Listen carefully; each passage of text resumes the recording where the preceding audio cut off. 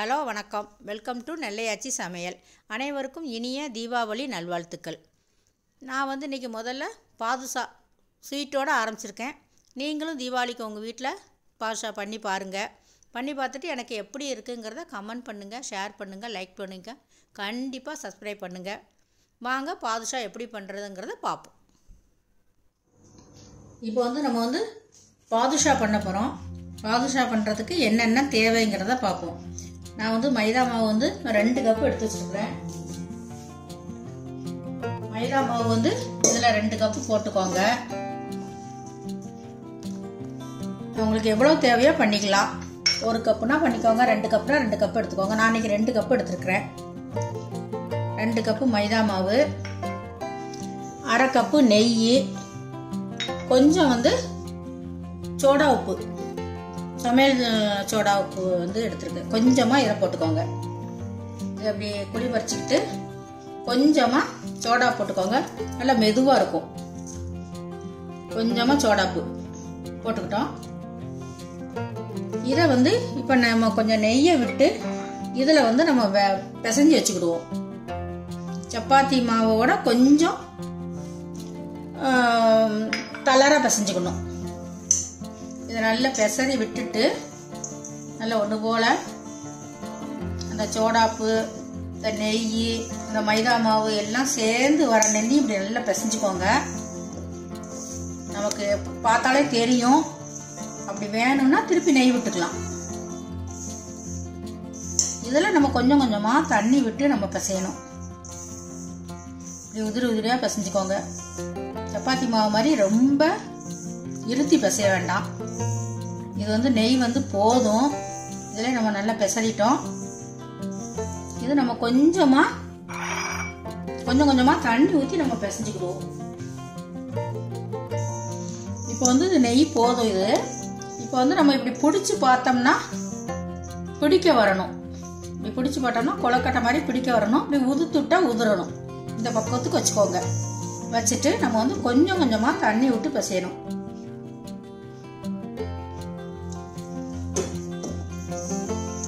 இருத்தி பிசைய வேண்டாம், இப்படியே பிசைங்க.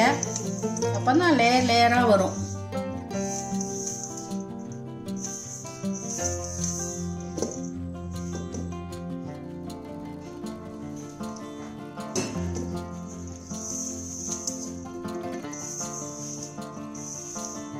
இப்போ பாருங்க, கொஞ்சம் கொஞ்சமா தண்ணி தெளிச்சு பிசைஞ்சுக்கோங்க. இந்த மாதிரி நம்ம பிசைஞ்சு வச்சுட்டோம். இப்படி பிசைஞ்சிட்டு நம்ம இப்படி 2ஆ பிரிச்சோம்னா இப்படி லேயர் லேயரா வரணும். இந்த மாதிரி நமக்கு வந்தாலே கரெக்டான பக்குவம்னு தெரியும்.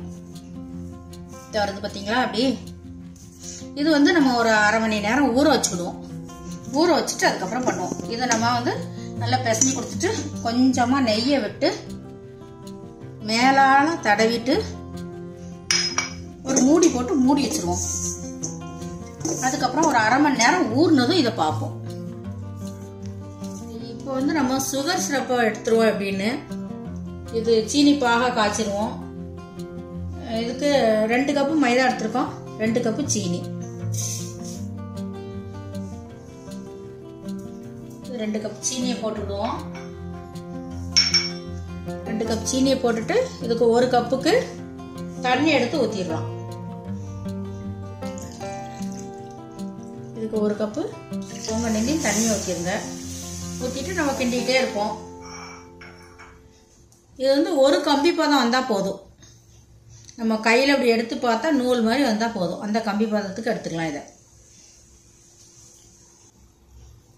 இதில் 2 ஏலக்காய் தட்டி வச்சுருக்குறோம்.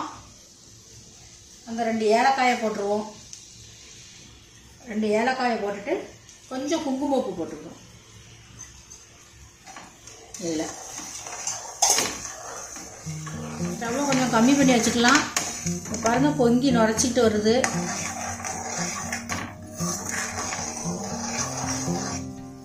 நம்ம லேசாக எடுத்து பார்ப்போம். இன்னும் கொஞ்சம் வரணும். இன்னும் கொஞ்சம் இருந்தால் போதும். ஸ்டவ்வை அப்படி ஊற்றினாலே தெரியும். நம்ம லேசாக பார்ப்போம் எப்படி இருக்குன்னு.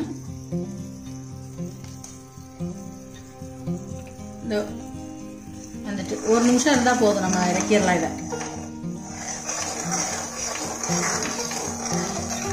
இப்போ வந்து நம்ம இறக்கி வச்சிடலாம். இறக்கி வச்சுட்டு நம்ம உருண்டை உருட்டி பாதுஷாவை சுட்டு எடுப்போம். இதை இறக்கி நம்ம அடுப்புலேருந்து இறக்கி வச்சிடலாம். இது வந்து இப்போ நம்ம வந்து கொஞ்சம் கொஞ்சமாக நமக்கு எவ்வளோ பெரிய உருண்டை தேவையோ அதுக்கு நம்ம பிச்சு பிச்சு போட்டுருவோம். போட்டுட்டு நம்ம எண்ணெயை காய வச்சு பொரிச்சு எடுக்க வேண்டியதான்.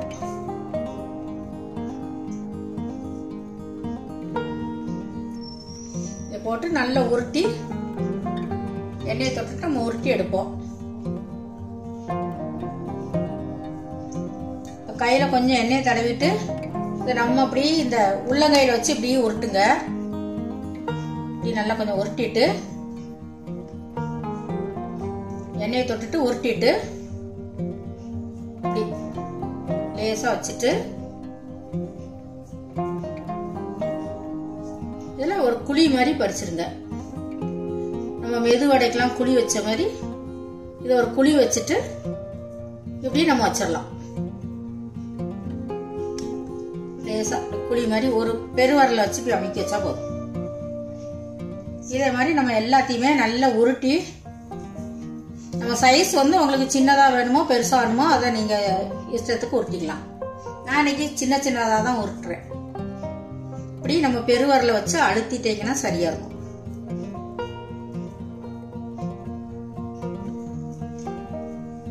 இப்படி நம்ம எல்லா உருண்டையும் நம்ம உருட்டி வச்சிடலாம்.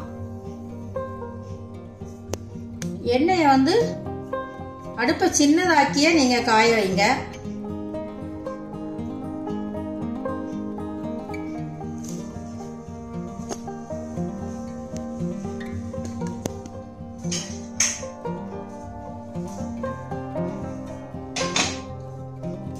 இந்த மாதிரி அவ்வளவும் நம்ம உருட்டி வச்சிட்டோம். எண்ணெய் காயுது, நம்ம ஒன்ன போட்டு பார்ப்போம். போட்டு பார்த்துட்டு எடுக்கலாம்.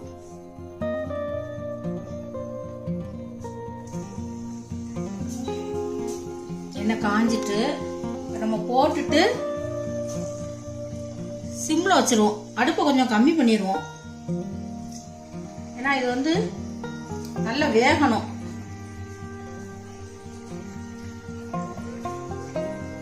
அதனால அடுப்பை சிம்ல வச்சிருவோம். கொஞ்ச நேரம் நம்ம திருப்பி போடணும்னா கொஞ்சம் நல்லா வெந்ததுக்கு அப்புறம் திருப்பி போட்டா போதும்.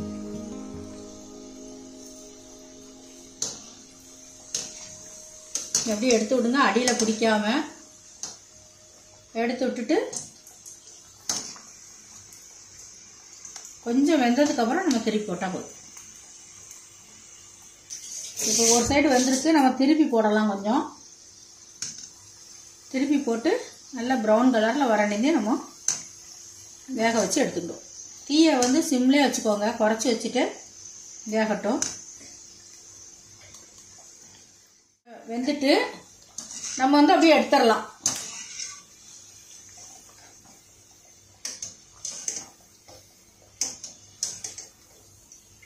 ஸோ நல்லா எண்ணெயை வடிச்சிட்டு நம்ம தட்டுக்கு மாற்றிக்கலாம். கொஞ்சம் சூடு ஆறுனதும் சுகர் சிரப்பில் போடலாம். கொஞ்சம் சூடு ஆறணும். இப்போ நம்ம அடுத்த இட நம்ம போடலாம். கொஞ்சம் கூட்டிக்கோங்க, அடுப்பை கொஞ்சமாக கூட்டிட்டு அடுத்த இட போட்டுடலாம். இப்போ இந்த இடையும் நம்ம போட்டுடலாம்.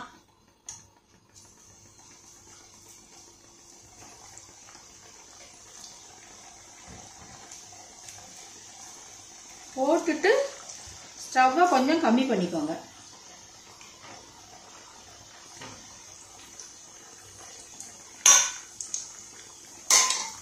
கம்மி பண்ணிட்டு நல்லா வேகட்டும். நம்ம எடுத்து பொரிச்சு எடுத்ததை வந்து நம்ம சுகர் சிரப்பில் போட்டுருவோம். கொஞ்சம் ஊறணும், ஒரு 10 நிமிஷம் இல்லைன்னா ஒரு 1/4 மணி நேரம் ஊறட்டும்.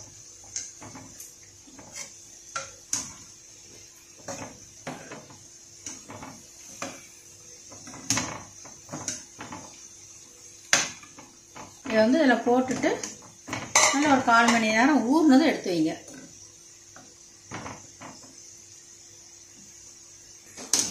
இப்போ பாருங்க நல்லா முருகலா வந்துருச்சு. நம்ம இப்போ எடுத்துடலாம். இதை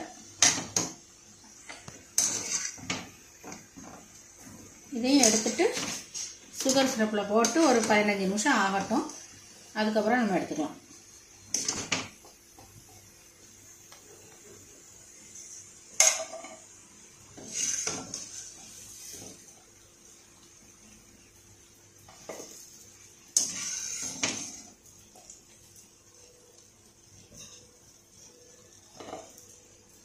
போட்டுடலாம். அதோட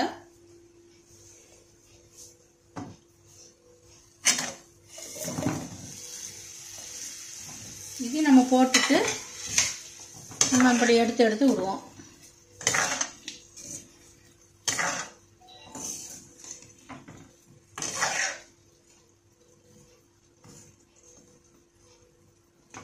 கொஞ்சம் ஊறட்டும். இது ஊறினதும் நம்ம எப்படி இருக்குங்கிறத பார்ப்போம்.